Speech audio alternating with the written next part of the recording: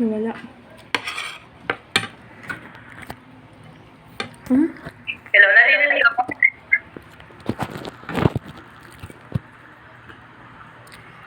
Hello? Okay na ba? Narinig? So, okay man, tanong ko Okay na po, sir. So, mabilisan lang po para makapag-foron lang tayo ng idea about dun sa midterm natin. Okay? So, dun sa midterm natin, magkakaroon tayo doon ng ang coverage para, is module 3 and 4, which is introduction of diseases and then the certain diseases doon sa module 4. So, sabi ko sa inyo nung prelim pa lang na mas mahirap yung midterm natin kasi on mga scientific names ng certain diseases. Okay? So, doon sa part ng introduction of diseases, meron tayo doong episodic, enzootic, and sporadic. Itong tatlo na ito, paki-review, kasi nakapasok ito lahat doon sa midterm natin. Okay? Episodic, enzootic, and sporadic. We have also the classification of diseases, which is peracute, acute, subacute, and chronic. Itong apat na din na ito is naipasok po dun sa midterm natin. According to its duration, kung gaano siya nagtatagal, yung certain diseases sa certain animals natin. We have also is according to the location of the body. Kung saan natin siya makikita, kung saan siya umaatake.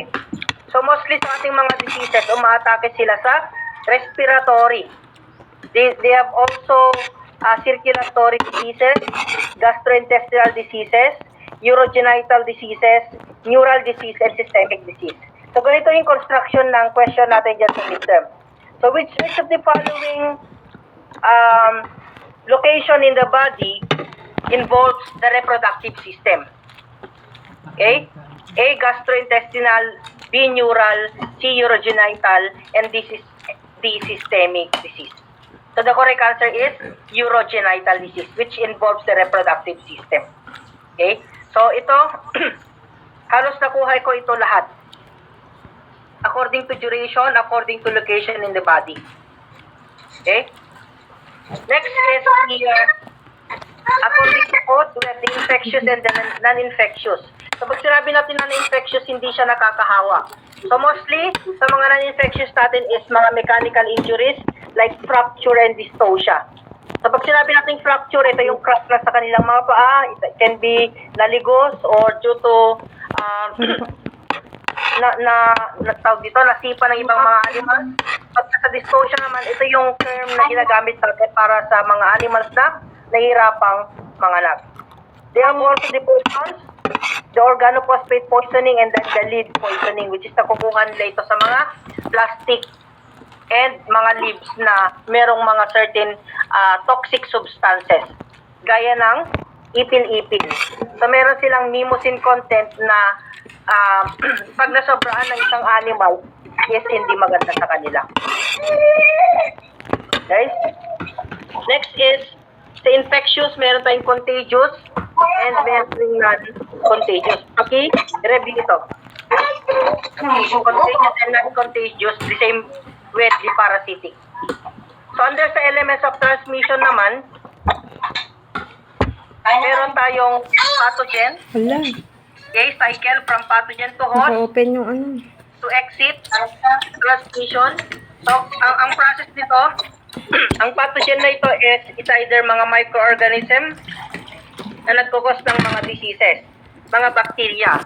So, mga bacteria na ito, kailangan nila ng host, which is yung mga animals. It's either, pwede ding mga certain, like for example, mga worm natin, mga rats, insect, okay? From host to exit, mag-exit sila kasi kailangan din nila mag-survive. Lalabas sila dun sa mga animals and then itra-transmit nila ito. So yung transmission na ito is through environmental, papuntang entry point na naman sa dun sa mismong animals natin hanggang paikot-ikot lang yung certain diseases. So ibig sabihin, kung ang diseases, hindi yan mabubuhay kung wala yung isa. Kung walang magta-transmit, kung walang host. Ay, nearby Okay? pala. So dito sa part nito, Pathogen is the organism causing infection. So ano yung mga organism dito? Meron tayong bacteria, virus, fungi, and also mga parasites. Okay? Sa host naman, meron tayong definite and intermediate. Okay? We have the exit, transmission. So dito sa part ng transmission, i-highlight ko lang ito. Ito. Okay? Dito sa part ng transmission, halos kinuha ko lahat ito. Okay? Sa part ng transmission through airborne, meron tayong droplet and contact. Okay? So, dito sa part na ito, halos itong tatlo nakuha ko sa exam ito. Meron doon. The same with the descriptive terms, kung paano yung transmission ng certain diseases na yan. Okay? It can be fecal, oral, fomite. It can be vector or through insect. It can be waterborne or through sa kanilang mga contaminated.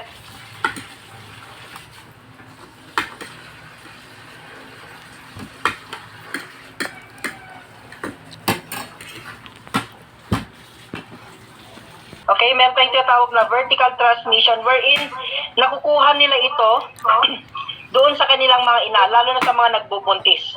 So, pwedeng makuha ng certain animals, yung mga baby na animals, yung mga sakit through sa kanilang mga ina. Pagka sinapupunan pa lang sila. Okay?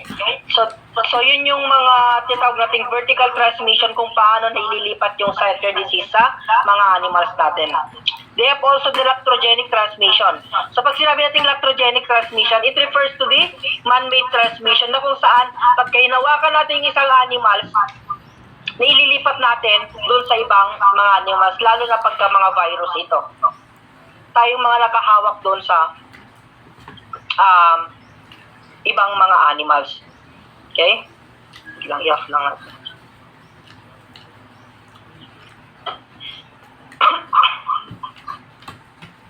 And, meron din tayo ditong, saan na yan? Sa environment, meron tayong entry sa part ng respiratory tract kung saan saan sila pumapasok yung mga certain disease na yan. Meron tayong respiratory tract or yung mga, ito yung mga area na kung saan inaatake ng mga certain diseases. We have the respiratory, gastrointestinal, sa skin, reproductive tract, and other entry points. So dito, sa part nito, ito yung magiging entry point ng certain diseases natin. Lang yan, natin isa. Ay, naka-on pala yung isa niyang ano. So, next is, sa factors affecting naman, meron tayo ditong mga pathogen, okay, which is nagkakos ng diseases. We have the bacteria, the gram strain positive, gram negative. Paki-review din yun. Ito. Itong naka-highlight. Itong naka-highlight. Ayan. Left.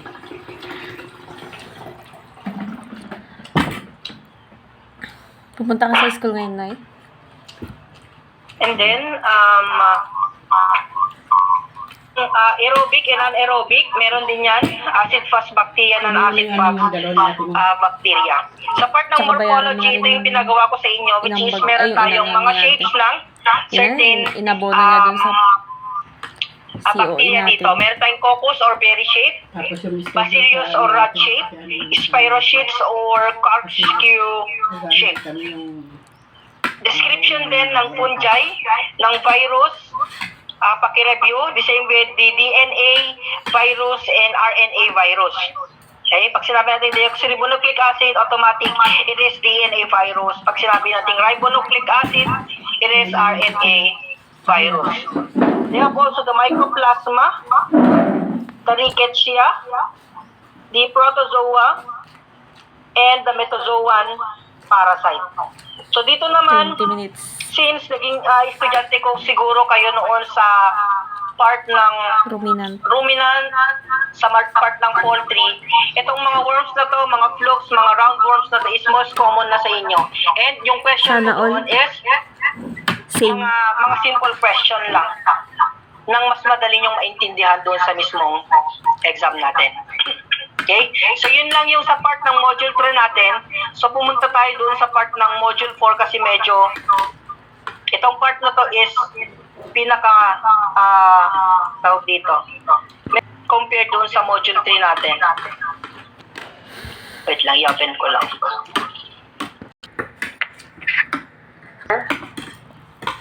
Hello?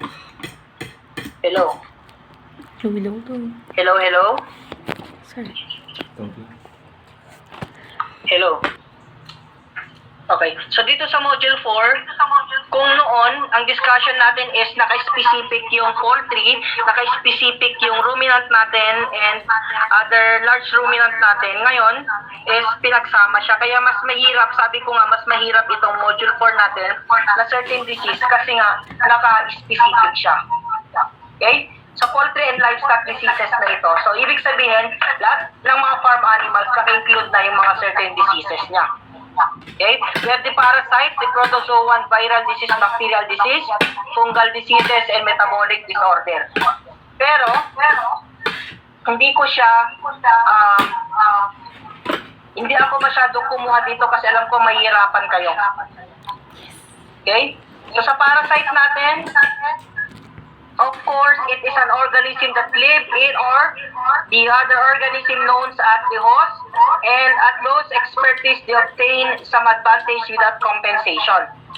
So they have the what we call endoparasite and the ectoparasite. So pag sinabi natin endoparasite, it is live inside the body or inside the host, and then pag sinabi natin ectoparasite is outside the body of the host. So ito yung mga possible question natin. Itong naka-highlight. Ito. Scientific name of horsefly or greaseflies. Tatabanus sapientum or SP. So, ito yung mga kinuha ko. Para hindi na kayo mahirapan kasi medyo broad itong module 4 natin. Pero mas mabait Okay? ito nung Itong mga first year parang pa ito, na. kinuha ko Ngayon itong mga medyo scientific name na to. stricto na siya. Mostly mga scientific Stricta name naman yung na. iba. So, dito sa part na to, hindi na ako nag-focus dyan. And sa part Diyos na lalo yung isa namin teacher noon, na talagang, akala ko din talaga nun babae. Pag sa personal, ganyan talaga ba siya? Yung babae talaga yung boses niya. Bakla. Yun talagang So, bakla. dito na. Dito sa part ng viral diseases of poultry and livestock, mga common lang, May foot girlfriend and ka? mouth, which is pan-discuss ko ito sa ruminant nyo noon. Okay? So, foot and mouth disease with rabies, meron tayong rabies, meron din tayong cholera. Okay? Fowl pox. Meron din tayong infection bursal disease. Pero yung iba dito is hindi ko na siya kinuha. Mga certain mga certain description yung kinuha ko dito para hindi kayo masyadong mahirapan. Kasi alam ko, kahit ako is naawa din kasi hindi ko nga na-discuss ito. Kasi bawal naman kasi noon. We have Odipolorum, dun lang sa part ng viral disease, mag-focus. Okay? So, dumako tayo sa part ng sample question. Okay lang? Okay lang?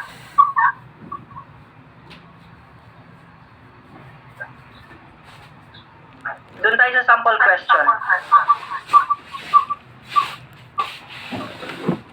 Papaabutin niya lang Nakikita? natin. Wala pa, sir. Wala pa, sir.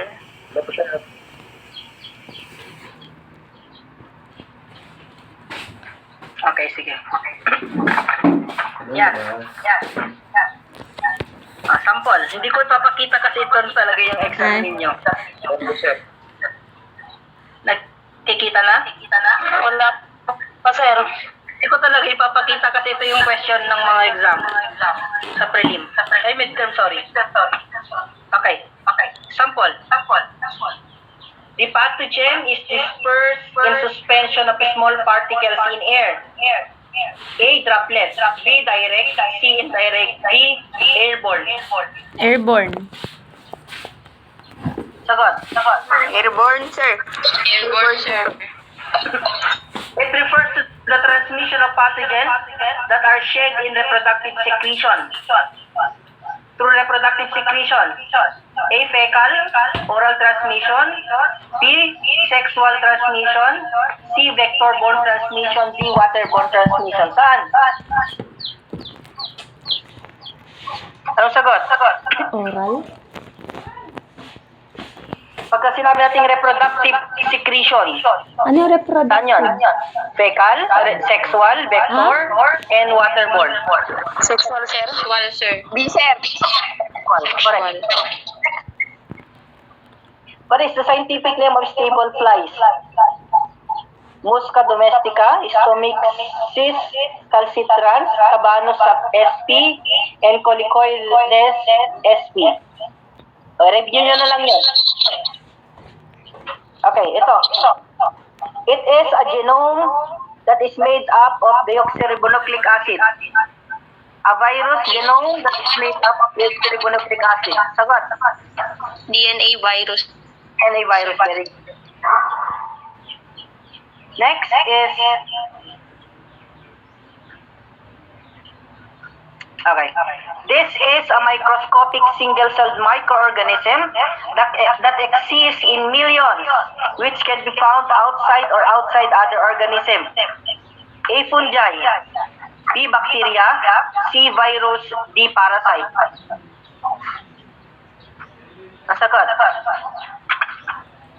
Million, which can Bacteria, sir. outside or inside the other organisms. Ano sagot? Bacteria, sir. Bacteria. Okay?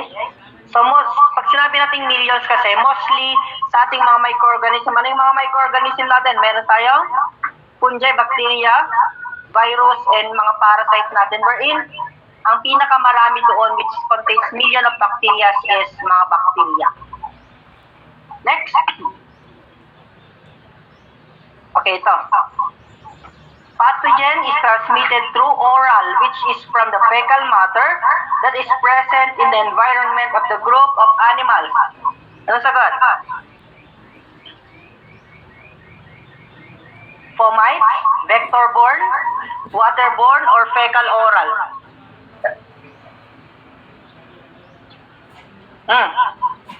Okay, review nyo na yan. Next.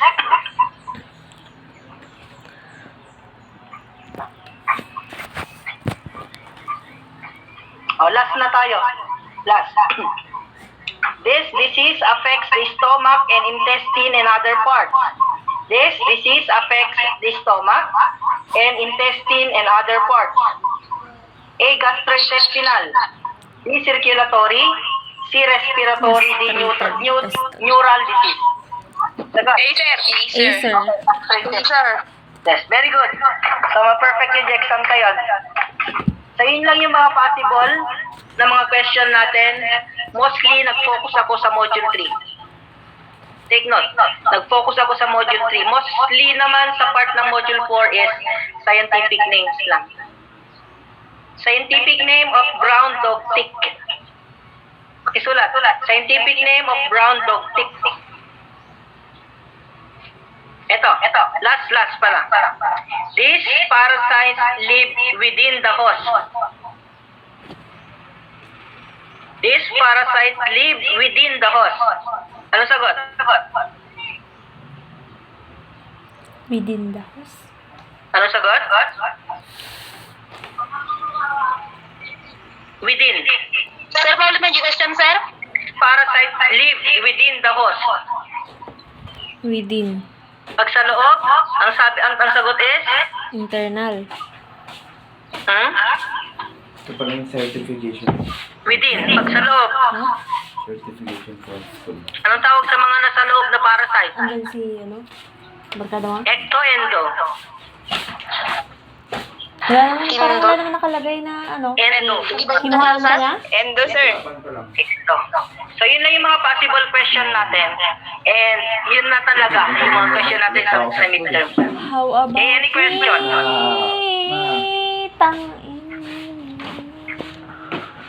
Any question? Sir, multiple choice amin? Yeah, multiple choice siya lahat. And 50 items lang. Sige po, sir. Sir, ano oras tayo? Exam nga sir. Tulwebes. Kung ano yung schedule natin sa klase, mag-adjust na lang tayo. So kung ang klase natin is 7, mag-start tayo ng 8. Okay lang sa inyo? 8? Hey! Okay lang ang 8? Yes, sir. Okay lang, sir. Sharp 8. So damdaman, natusundi ka alas 10. Pakisabi sa kaklase nyo ng exam natin is 8 o'clock. Sharp. So, ano pa? Any question pa?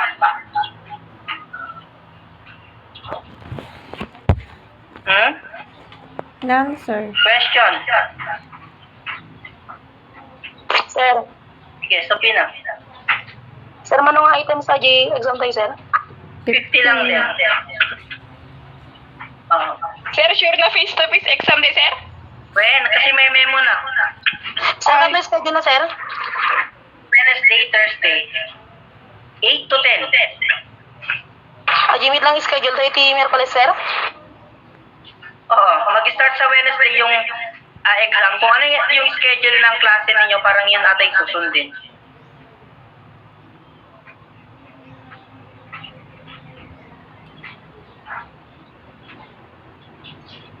Ready kayo sa exam or nakabakasyon pa lang ang utak ninyo? Half, sir. Huh?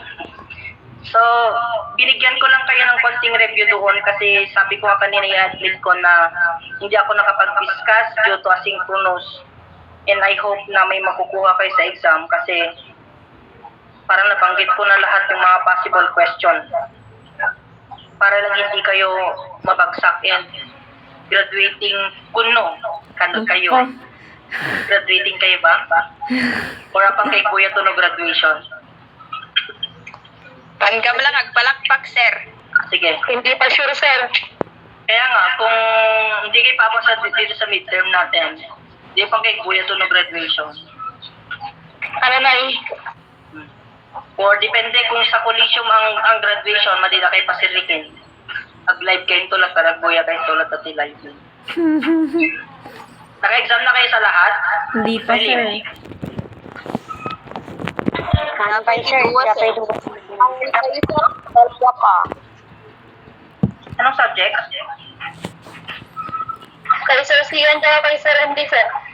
Okay. Nabutan kasi Ajal, so ganito na lang. Dapat matapos natin yung animal healthcare para anytime kung may time pa kayo, mag-exam na kayo sa kanila. Pagkatanda mag-online na naman, kakaasi kayo inisip niyo yung prelim, di pa kayo tapos sa, inisip na yun na yung midterm, di pa kayo tapos sa prelim. Okay? Mag-review kayo please. Ano? Any question? Kawanin? Kawanin, sir. Thank you, sir. Okay, sige. So, good luck sa exam natin by Thursday.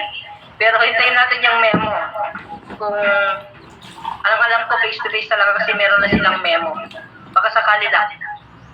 Okay, good luck. And thank you sa pag-attend sa simple review natin na kahit pa paano meron kayong makuha doon sa exam. It is a matter of analyzation lang doon sa exam natin. And more on description, doon yung nilagay ko doon. Para hindi na kayo mahirapan. Okay? Okay ba? Thank you, sir. Thank you, sir. Thank you agad. Thank you, sir. Yes, sir. Hindi nakapag-attendance dito. Sir Pirino. Yan, no? Lagay, Sir. Budang. Magudang? Maybe, sir. ba't ang dami mga upuan Teka lang. hindi na lang? Sino Oh pa? my God. Dalangin. Na? Iris Santos? Sino pa? Sid? Solita, sir. Solita Angel, sir. Plus? Solito Angel? Sino pa?